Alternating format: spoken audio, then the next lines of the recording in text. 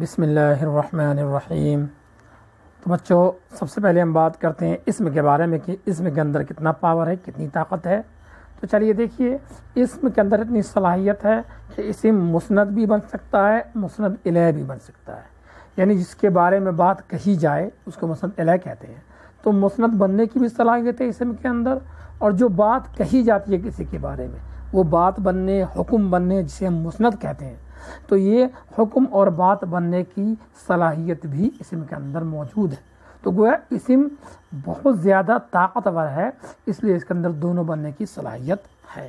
اب بات کرتے ہیں فعل کی، فعل کے اندر کتنی صلاحیتیں ہیں اور فعل کیا کیا کام کر سکتا ہے۔ تو دیکھیے، فعل صرف مسند بن سکتا ہے، مسند یعنی خبر کہہ لیجئے، کوئی بات کہہ لیجئے یا حکم کہہ لیجئے، بس فعل کے اندر اتنی ہی صلاحیت ہے یہ کہ کسی اسم کے بارے میں کوئی حکم دے سکتا ہے، کوئی خبر دے سکتا ہے، کوئی کام کر سکتا ہے، اتنی ہی فعل کے اندر صلاحیت ہے، اس سے زیادہ صلاحیت نہیں ہے، گویا کہ اسم سے یہ کمتر ہے۔ اب بات کرتے ہیں حرف کی، حرف کتنا پاورفل ہے، کتنی اس کے اندر کتنا ٹیلنٹ ہے اس کے اندر۔ تو جناب، حرف نہ مسند بن سکتا ہے نہ مسند الیہ بن سکتا ہے۔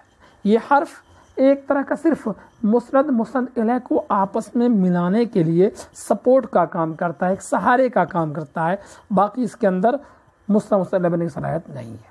تو آپ سوچ کر بتائیے کہ جملے تو بنیں گے بہرحال دو بامعنی لفظوں سے، اور بامعنی لفظ یہی ہم نے تین نکالے، اسم، فعل، حرف، تینوں کی طاقت اور پاور کا میں نے آپ کو ثبوت بھی دے دیا۔ تو آپ سوچ کر بتائیں کہ جملہ بننے کی کتنی صورتیں ہو سکتی ہیں جن سے ایک کامیاب اور اچھا جملہ بن سکتا ہو۔